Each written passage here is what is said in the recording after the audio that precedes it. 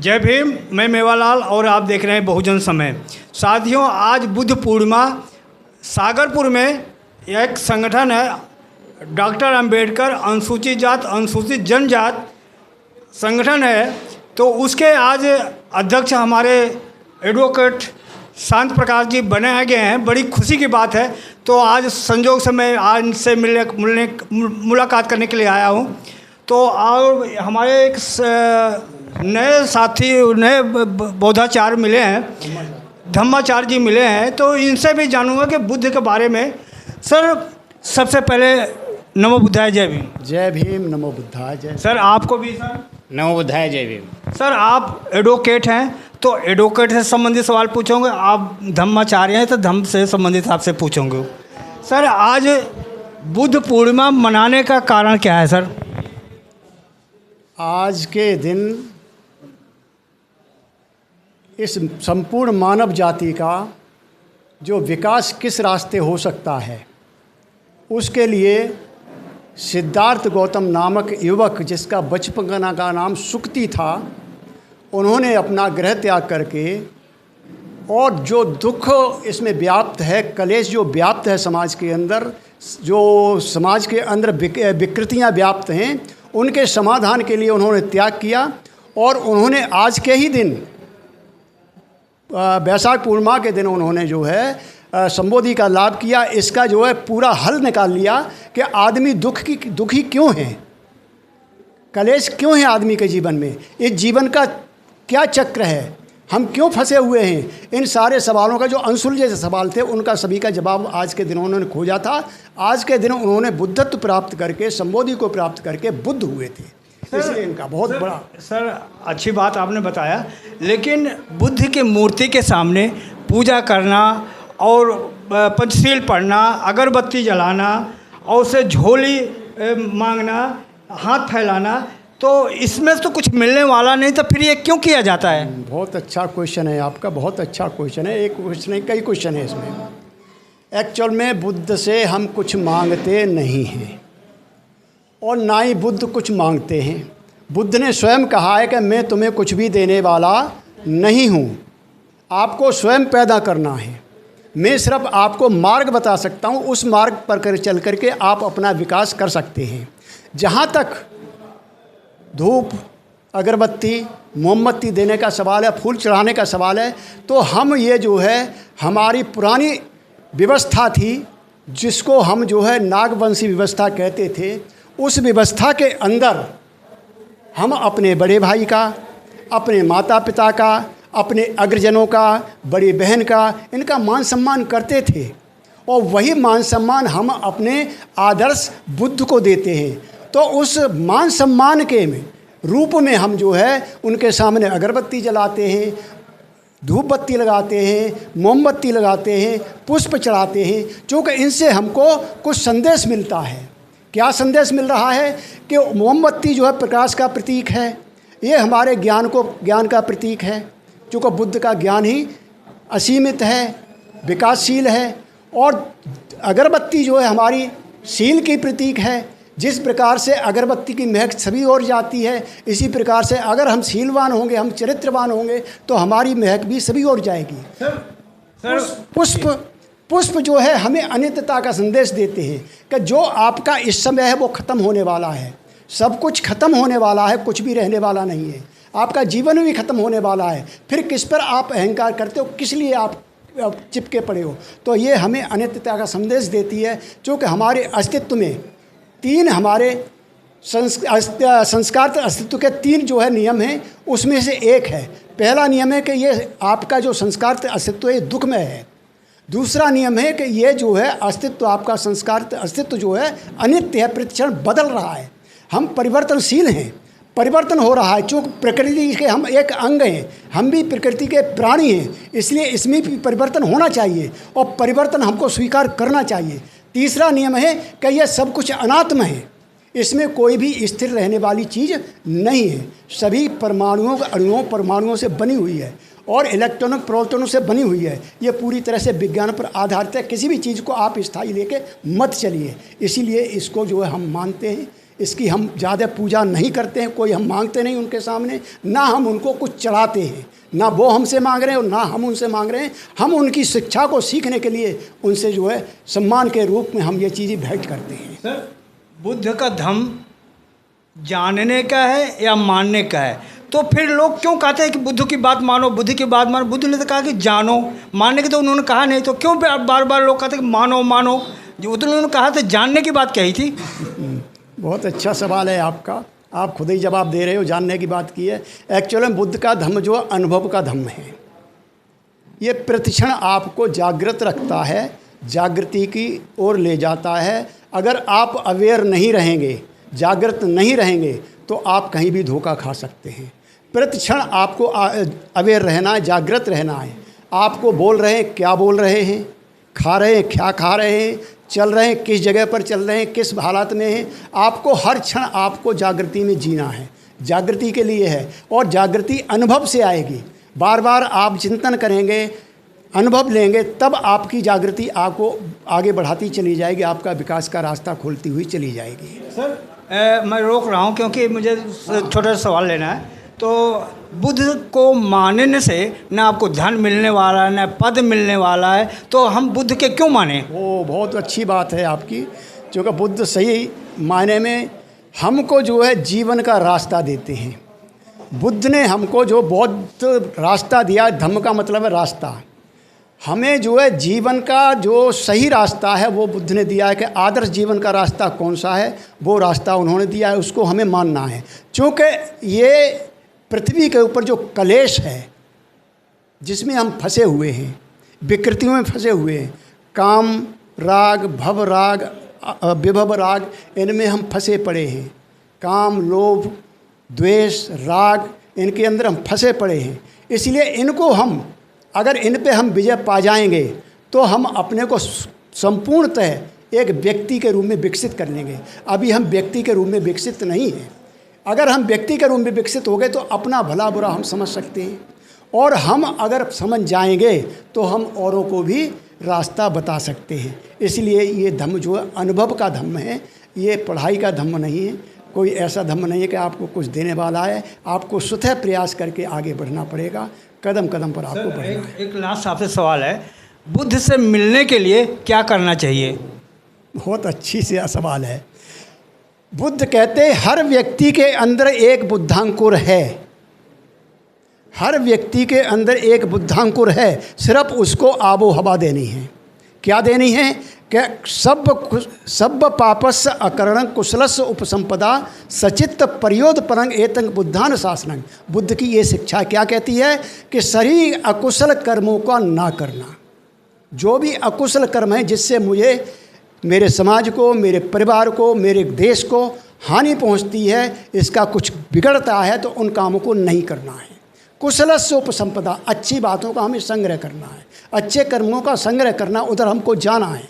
और अपने मन को प्रज्वलित करते रहना है, अपने मन को जागृत करने के लिए जागृति का भाव ही जो हमारे अंदर अनुभव आएगा, तो वो जो है हमें राग द्वेष मोह से दूर ले जाएगा, आसक्ति से हमको दूर ले जाएगा। इच्छाएं हमारी खत्म होंगी। जब इच्छाएं खत्म होंगी तो यही तो बुद्धत्व है। क्या वहाँ से पैदा होगा? हमारे अंदर मैत्री पैदा होगी, हमारे अंदर करुणा पैदा होगी, हमारे अंदर प्रज्ञा पैदा होगी, हमारे अंदर जो है वीर पैदा होगा। और ये क्या है? बुद्धत्व के अंग हैं। अगर ये हमारे अंदर पैदा हो गए तो हम ही बुद्ध के समान बन जाएंगे। बुद्ध नहीं कहते कि दूसरे बुद्ध पैदा होंगे, हमें स्वयं को बुद्ध के समीप ले जाना है। ये गुण हमें अपने अंदर विकसित करने हैं। जी सर, क्या बुद्ध जो है मूर्तियों में है, बुद्ध विहारों में है, शास्त्रों में है? कहाँ है बुद्ध? बुद्ध किसी मूर्ति में नहीं है, बुद्ध किसी बिहार में नहीं है, बुद्ध किसी जो है उसमें नहीं मिलेंगे आपको। बुद्ध को तलाशिए तो अपने अंतर मन में तलाशिए। बुद्ध आपके अंतर मन में है। जहाँ द्वेष खत्म होगा, मैत्री बढ़ेगी, बुद्ध आपको प्रकट होंगे। जहाँ आपका लोभ खत्म होगा, शांति बढ़ेगी, आपके अंदर बुद्ध प्राप्त होंगे। आपके अंदर से अज्ञान बढ़ेगा, प्रज्ञा प्राप्त होगी, आपके अंदर बुद्ध प्राप्त होंगे। आपको बुद्ध को ढूंढने की ज़रूरत नहीं है, आपके अंदर बुद्ध हैं, उसको विकसित करना है, आपको उसका विकास करना है। बुद्ध को आप कहीं बुद्ध को मन ढूंढे, कहीं नहीं मिलेंगे आपको बुद्ध। बुद्ध ने कभी नहीं। एडवोकेट साहब, आपसे सवाल है, आप एडवोकेट हैं, बाबा साहब अम्बेडकर और बुद्ध एक दूसरे के पूरक हैं। क्या बाबा साहब को मानने वाले अगर बुद्ध को न माने तो क्या उनका काम पूरा होता है? इस प्रश्न का जवाब देने से पहले मैं अपना परिचय देना चाहूँगा। मेरा नाम शांति प्रकाश है और यहाँ जो doctor B.R. Ambedkar Akhil Bharatiya schedule tribe विकास संगठन है उसका मैं राष्ट्रीय अध्यक्ष चुना गया हूँ और सुप्रीम कोर्ट में एडवोकेट ऑन रिकॉर्ड हूँ और एक एकीकृत Republican action committee of India है उसका भी मैं राष्ट्रीय अध्यक्ष हूँ। अब आपका जो प्रश्न था कि बाबा साहब और भगवान बुद्ध, तो भगवान बुद्ध जो हैं, बाबा साहब ने अपने जीवन में जो स्टडी किया, जो अनुभव किया, जो तिरस्कार झेला सामाजिक, उससे उनको अनुभव हुआ कि भाई हमें क्या जीवन में करना है और उन्होंने बहुत सारी स्टडी करने के बाद यह निर्णय लिया कि हम बौद्ध धर्म की शरण में जाएंगे। तो बाबा साहब और भगवान बुद्ध में बहुत बड़ी समानता है आज के समय में, क्योंकि जब 25 दिसंबर 1927 को बाबा साहब ने मनुस्मृति को जलाया था, उसी समय से उनके दिल में आग लगी हुई थी कि ये समाज जिसमें हम पैदा हुए वहाँ इंसान को इंसान नहीं समझा जा रहा है। तो एक बुद्ध धर्म एक ऐसा धर्म जिसकी उन्होंने स्टडी की, डीप स्टडी की और तब ये पाया कि हमें बुद्ध की शरण में जाना चाहिए, ऐसे मार्ग पे जाना चाहिए, ऐसे रास्ते पर जाना चाहिए। और उन्होंने इस बात को साबित किया। कैसे साबित किया? जब भारतीय संविधान लिखने का बाबा साहब को अवसर मिला। सर मैं आप थोड़ा हाँ इसके लिए हाँ। मैं कह रहा हूँ कि कबीर दास ने एक बात कहा है, तो गुरु गोविंद दोऊ खड़े काके लागों पाए, बलिहारी गुरु आपने गोविंद दियो बताए। तो बाबा साहब के पहले यहाँ पर बुद्ध को लुप्त कर दिया गया था, बुद्ध को कोई जानता ही नहीं था। तो इस लिहाज से मैं आपसे पूछ रहा हूँ कि बाबा साहब और तथागत बुद्ध दोनों के एक दूसरे पूरक हैं। अगर बाबा साहब नहीं होते तो बुद्ध को कैसे लोग जानते? इस बात को मैं जानना चाहता हूँ। बहुत अच्छा प्रश्न किया है आपने कि सम्राट अशोक के जाने के बाद इस देश से बौद्ध धर्म लुप्त कर दिया गया और बाबा साहब जब आए और बाबा साहब ने प्रण लिया था कि हम जो है, ये मेरे बस में नहीं था कि मैं हिंदू पैदा हुआ, लेकिन ये मेरे बस में है कि मैं हिंदू मरूंगा नहीं। और इस बात को उन्होंने साबित किया कि 14 अक्टूबर 1956 को नागपुर में 10 लाख लोगों के साथ बौद्ध धर्म की दीक्षा ली। बिल्कुल आपने सही प्रश्न पूछा है, ये दूसरे के पूरक हैं। और जो आपने कबीर दास जी का दोहा कहा है कि आज वास्तव में इस समाज को दिशा देने वाले, भारत में दिशा देने वाले अगर बुद्ध धर्म को पुनर्जीवित करने वाले हैं तो वह बाबा साहब डॉक्टर B.R. अम्बेडकर। लेकिन कुछ लोग प्रश्न चिन्ह लगाते हैं सर कि जैसे बाबा साहब ने 22 प्रतिज्ञा दी है कि जो पहला ब्रह्मा विष्णु को नहीं मानूंगा, तो कुछ लोग कह रहे हैं कि इसको कहने की ज़रूरत नहीं है, करने की ज़रूरत है। तो उसको आपका क्या मानना है? देखिए,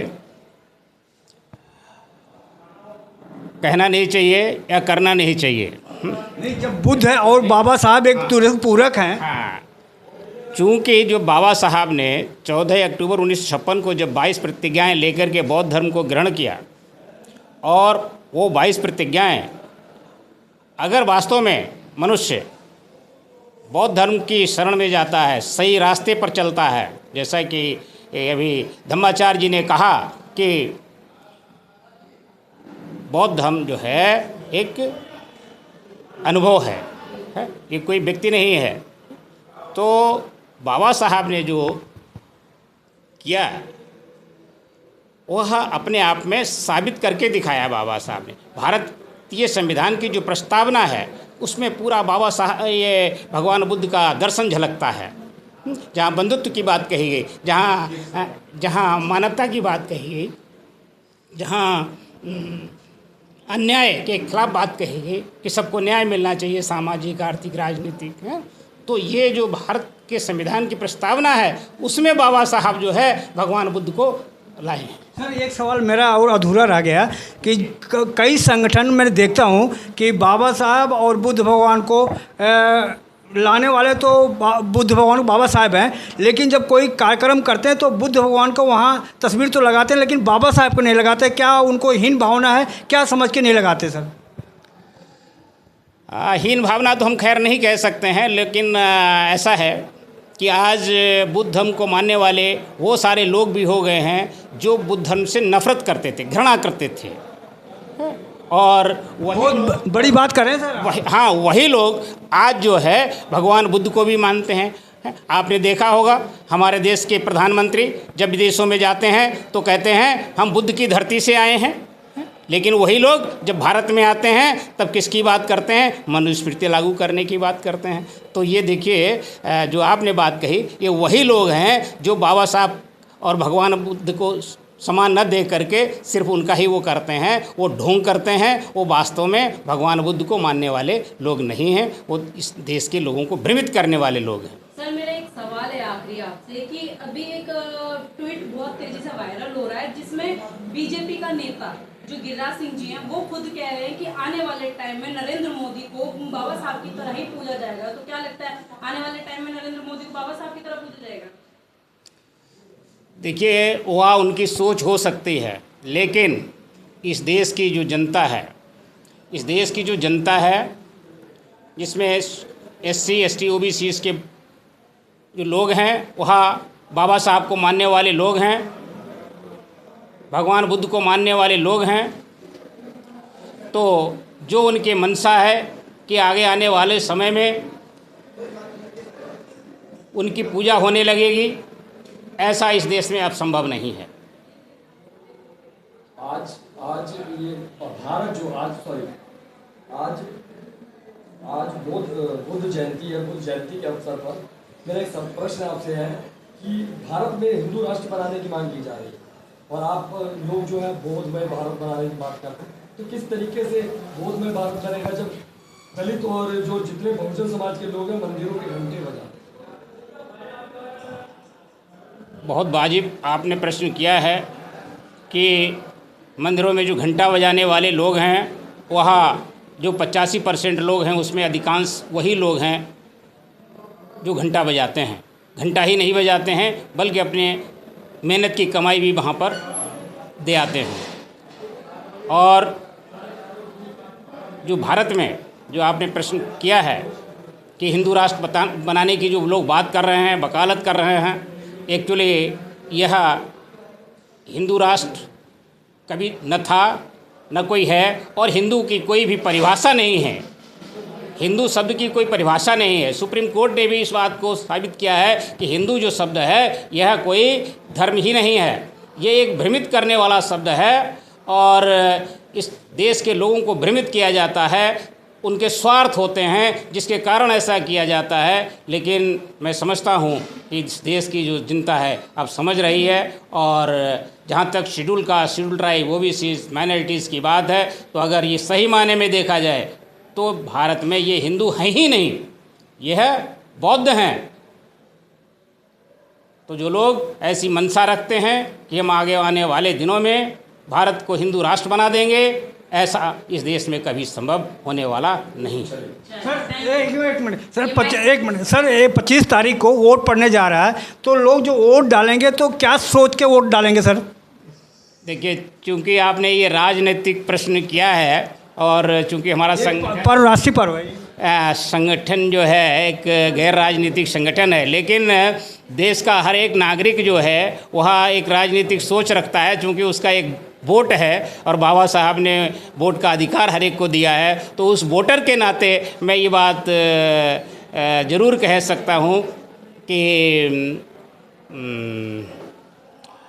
जो आपके हित की बात करे, हाँ, जो आपके हित की बात करेगा उसी को आप 25 तारीख को या इससे आगे आने वाला जो टर्म है उसमें वोट करें और अपने अधिकारों के लिए सही माने में आपको निर्णय खुद करना है। इस देश के वोटर को निर्णय करना है कि इस देश में बेरोज़गारी कितनी है, इस देश में अंधविश्वास किस तरह से फैलाया जा रहा है, लोगों को भ्रमित किया जा रहा है, लोगों को 5 किलो अनाज दे करके जो है सदा के लिए एक भिखमंगा बनाया जा रहा है कि तुम जो है सिर्फ इसी पर रहिए और अपना काम धाम सब छोड़ करके हट जाइए इन चीज़ों से।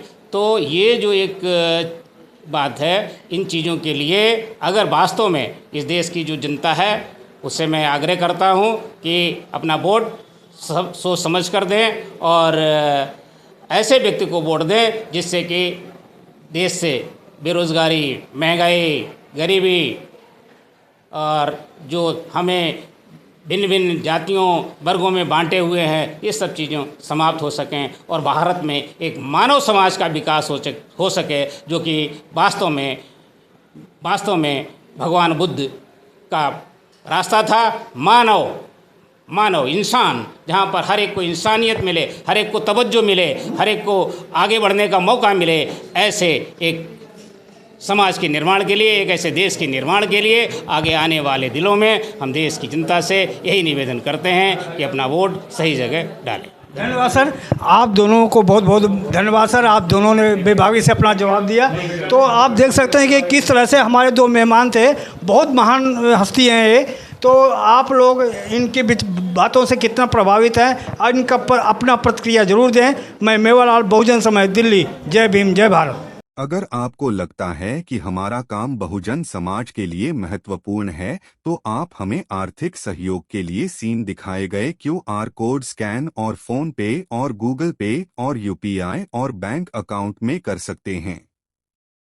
फोन पे, गूगल पे 9250529129, UPI 9250529129 bank account state bank of India AC 104299462008, IFSC code SBIN 00066563।